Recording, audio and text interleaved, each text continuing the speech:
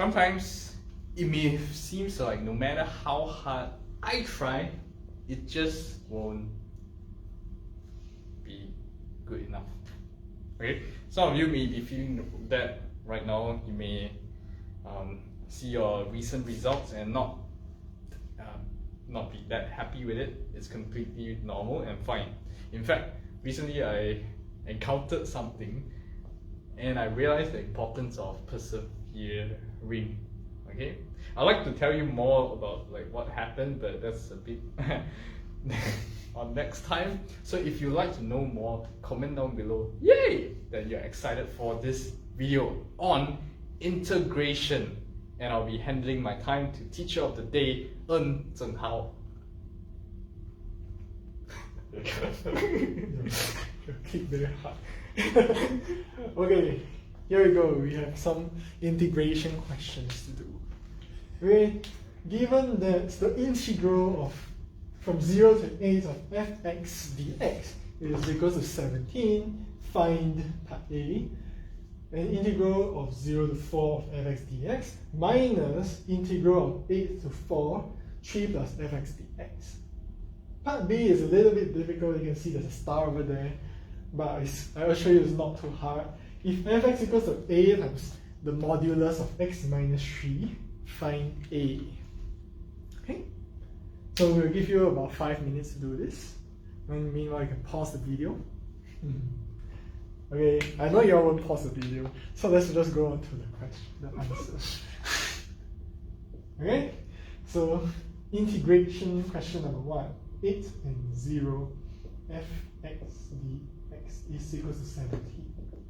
Okay, so we want to find this integral over here for 0 fx dx minus 4, 8, 3 plus fx dx.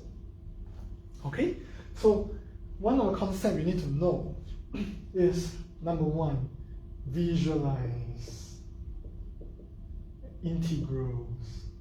You should always visualize your integral to as an area under the graph.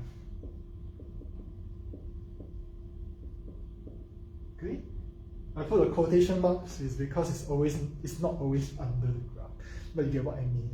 It's the area bounded by the graph and the axis, x-axis. It can be under here as well. Okay, so let me just say bounded by the graph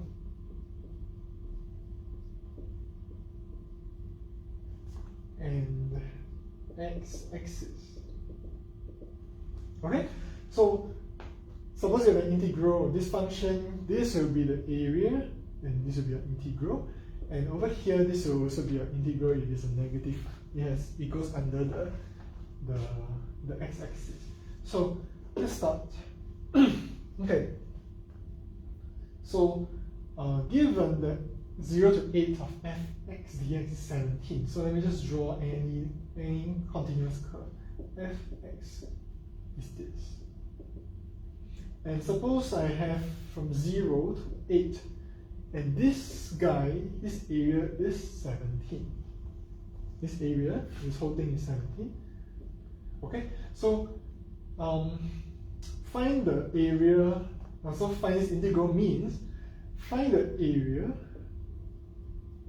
from 0 to 4. This guy. So this 4. Okay, so this 4. And find the area of this 3 plus fx. So subtract these two areas and see what you get. And this guy starts from 8 and goes to 4. So that means it goes this way. If someone goes this way, it means it has a negative kind of area because you're going the negative x direction. So you can always switch the integrals, integrate from 4 to 8 instead. So this gives us one law of definite integrals, which is if say a to b of fx this guy will be equal to negative of b to a of fx dx. Okay? This is all because this integral is a signed integral. It has some sign to it. If you go in the positive direction, which is towards the infinity side, you get a positive number. If say you go from the top to from the big number to the small number, you get a negative number. And this is why this holds. Okay? So this is something you can apply over here. Okay? Wow, so you see the minus 8 and 4. You don't want a negative integral, so what do you do? Just swap it around. This is what you can do. 4, 0, fx dx minus, so I'm going to swap these two around, minus 4 to 8 of 3 plus fx dx. Okay? Now we got a positive one. Okay, so I forgot the negative sign over here. Okay, so it's negative, minus or negative. But minus or negative means plus. So this whole thing above is a plus. So this guy is a plus. So this is the law number 1. Law number 2. From 0 to 4 fx plus 4 to 8, 3 plus fx dx. What can you do with the 3? You can always take it out. Okay, 4, 0. So you can separate this into two different integrals, like this.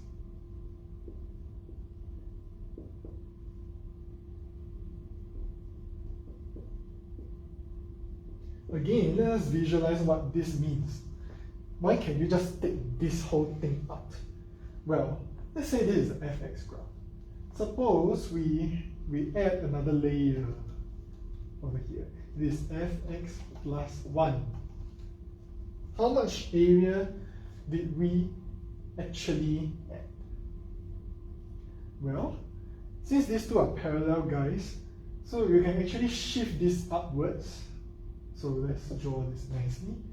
This guy, you just shift this block upwards, and you can see what you get is this. So this will be 1. And what's this area? It's just 1 times 0 to 8. Okay? So very simple. And you can take it out as such. So so if there is a, so let me just write it down formally. If say there is an fx plus a of the x from let's see, from a to b, then we can say this is equals to b of a fx dx is the area under this curve is fx. Okay, so it's just this curve actually. It's just this area under the fx graph plus c dx from a to b. And what's c dx? Well, c, this is c, right? This is c. And this is from a to b. So this is just the area of the rectangle over here.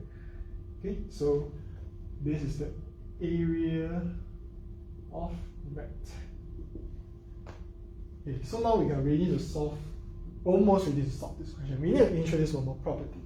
So this guy is very easy to find. This is simply 3 times. So if you integrate this, you just get 3x 8 to 4. And this is 24 minus 12, which is 12. Okay, we have done this part. This is complete. Now, what about this and this? This last property of integrals is called merging. So let's say you have an integral from 0 to 4, and you sum it up with an integral from 4 to 8. What do you get? The answer is an integral from 0 to 8. Why is this the case? So over here, from 0 to 4 is this part over here. From 4 to 8 is this part over here. And they are under the same graph of fx. So this is just simply an integral from 0 to 8.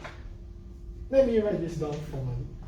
The third formal thing to do is, let's say from a to c of fx dx plus c to b of fx dx is equals to a to c to b of fx dx.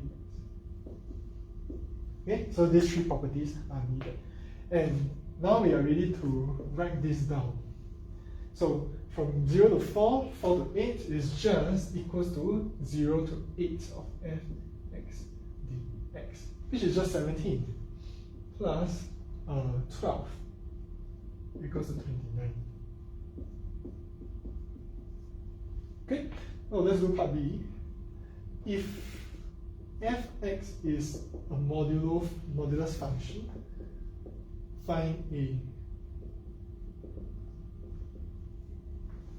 Okay, so how do you do this question? Okay, what we know is that the integral from 8 to 0 of fx dx is equals to 17. So then this means that 8 to 0 of a times x minus 3 modulus is equals to 17. Now we just need to find what is a. A is just a constant, right? So we can just take it out over here. 8, 0, x minus 3, x equals 7. Okay, this guy can be evaluated, this part can be evaluated first. Then you can say, actually this guy is a graph of a modulus x minus 3. Looks like this. This is 3, this is x minus 3. Okay, why is this 3? Because when you substitute y equals 0, that means one number that x can be is just 3. So this is 3. This x is y. And then if this is 3, then this is 3 as well. Why? Because it's sub x equals 0, and 0 minus 3 is minus 3, and the module is 3. Okay, so this is a rough sketch of the graph. Okay, so now we want to find 0 from 0 to 8. So let's say this is 0 to 8. So remember, always visualize your integrals. Okay, if you visualize your integrals, you can actually find that this graph is this area is made out of two triangles, and they're right angled triangles. Okay, so this is triangle 1, and this is triangle 2. Triangle 1, triangle 2. Let's just name it like that. In triangle 1, what's the area of triangle 1? Well, it's just half times 3 times 3. Half base area times height, 4.5. Triangle 2, well, it's just half times 3 times, half times 8 minus 3 times, what is this guy? Okay, so to find out what is this guy, we have to sub 8 inside this equation here. Then 8 minus 3 is 5, and you absolute it is still 5. So this is 5. And half times 5 is 12.5. And T1 plus T2 is equal to 17. So the area over here is 17. So we are actually essentially solving 17a is equal to 17, and therefore a equals to 1. Okay, so now remember, always visualize your integrals. And today we use the visualization to actually come up with 3 different formulas that actually you have learned in school before. This is the first one, is the negative, is the integral. We swap the upper and lower limits, you get a negative one, the other of the integral. The second one is this guy. This guy is just, if you push your graph up by c units, you can just split this equation over here into these two. And this guy is just c times b minus a. Because this is c, this is b minus a. And lastly, the third one is, if you piece together 2 jigsaw puzzles, you just get one full integral. Okay? And lastly, for part B, we visualize the graph of y equals to x minus 3 modular. And this is very crucial if you want to do integration questions as such. So if you see this question, do not get blank. See this hard? No, it's not that hard. Let me just erase this guy. It's not too hard. In fact, spend lesser time on this than this. Okay? So thank you. Thank you, teacher of the day, Eun Zheng Hao. Yes, don't get blank when you face integration question as such, because a lot of students get blank when they see this kind of question. So I'd like to leave off with 2 things for you to do. First is, I'd like you to try drawing this from scratch. Drawing meaning illustrating how the equation work on the graph. And second, I'd like you to comment down below any question or any new findings you have from this video or from our previous video, or if you have any question you want to ask, comment down in the section down below and we will respond to you. With that, I'd like to wish you a great day ahead. Cheers. Okay. Yay.